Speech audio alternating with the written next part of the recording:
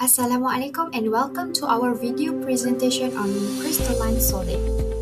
Have you ever wondered why diamonds are so hard while table salt is so brittle? It all comes down to their internal structure. Today, we are discussing crystalline solids for our video presentation Chemistry 361. Let's get started by looking at what makes a solid This is our team crystalline. members, Farah Alia binti Muhammad Ayub, Siti Nur Aisyah binti Muhammad Rizal, Anis Indisa binti Ahmad Zaharuddin, and Nurul Saada binti Nohir. For this chapter, we have two objectives, which is to describe the crystal structure and to explain the type of defect in the crystal structure. The crystal structure, we have metallic crystal structure like simple cubic, body center cubic, face center cubic, and hexagonal crossback. And for the ionic lattice, we have NaCl and CSCl. And giant molecule crystal structure, we have graphite and diamond. For the type of defect in the crystal structure, we have two types, which is stoichiometric defect and non-stoichiometric defect. For stoichiometric defect, we have Schottky, Frankel, vacancy, and interstitial defect. And for the non-stoichiometric defect, we have metal axis and metal deficiency. For the introduction, we are going to learn about the definition of crystalline solid. So what is crystalline solid? Crystalline solid are solid material in which atoms, ion, or molecule are arranged in a regular repeating pattern throughout the substance, forming a crystalline piece. They exhibit distinct properties such as a sharp melting point and well-defined cleavage planes. And for the type of crystalline solid, they have four types, which is metallic, ionic, covalent network or giant, and molecular.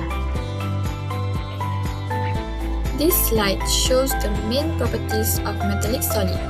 First, metallic solid can conduct electricity because they have free-moving electrons. Second, they generally have high melting and boiling points due to strong metallic bonding. Third, metals have metallic luster, which means they appear shiny. And lastly, metallic solids are malleable and ductile, so they can be hammered into sheets or drawn into wires such as copper wire. Next, for this slide shows the common metallic solid structure. The first is body center cubic or BCC, where atoms are at the corner and one atom is at the center of the cube. Next is face center cubic or FCC, where atoms are at the corners and at the center of each face. And the last one is hexagonal close pack or HCP, which has a tightly packed hexagonal arrangement of atoms. This structure affects the metal strength, density, and mechanical properties. Ionic solid. Ionic solid composed of positive and negative ions that are held together by electrostatic attraction. The binding between the ions is rather strong. It also have no free electrons. Ionic crystals are insulators. Their properties such as high melting point, hard but brittle, and does not conduct electricity in solid, but does so in molten or aqueous solution. For example is NaCl, held together by electrostatic forces, which is ionic bond between cation, Na, and anion, chloride. Next, covalent network solid or giant. Covalent network solid or giant are some substances that form large networks of atoms joined by strong covalent bonds. So I have provided three examples that are common to our life, which is diamond, graphite, and also the silicon dioxide. Did you know that diamond is the hardest known natural substance? So, the description of diamond is each carbon atom covalently bonded to four others, and it is arranged in a tetrahedral geometry. As for its bond angles, it is 109.5 degrees. And diamond has strong covalent bonds that extend in all directions, making the structure extremely rigid and durable. And it also does not conduct electricity. So diamond is often used in jewelry and also industrial or cutting tools. While for graphite we can find it in graphite has carbon atom that covalently bonded to 3 others in hexagonal rings that arrange in flat layers. And it is arranged in trigonal-planar geometry, and also it conducts electricity. While silicon dioxide is the main component of silicon dioxide ascent. So each silicon atom is covalently bonded to 4 oxygen atoms. So for each oxygen atom is covalently bonded to 2 silicon atoms. As for its bonding, forms a tetrahedral geometry and the structure extends in all directions. So the silicon dioxide is used for desiccant, which is the drying agent in packaging to control moisture and protect contents. Here is the summary table of covalent network solid or giant from the slide before. So there are bonding, conductivity, hardness, and example. So we can see that the feature of the diamond, graphite, and silicon dioxide. So let's look onto the bonding. For diamond, it is 4-way 3D network. For graphite, it is 3-way 2D layers. And then silicon dioxide 4-way 3D network, same as the diamond one. And then for conductivity, diamond is insulator while graphite is conductor because it can conduct electricity, while as for silicon dioxide, it is insulator because it does not conduct electricity. And then for the hardness, diamond is extremely hard, while for graphite it is soft and slippery. For silicon dioxide, it is hard. As for the example of diamond, it is drill bits and jewelry, while for graphite, it is pencil lead and lubricant, while for silicon dioxide, it is glass and watch crystals. For stoichiometric defect, first we have vacancy defect, which can be described as an atom which is missing from its regular atomic site.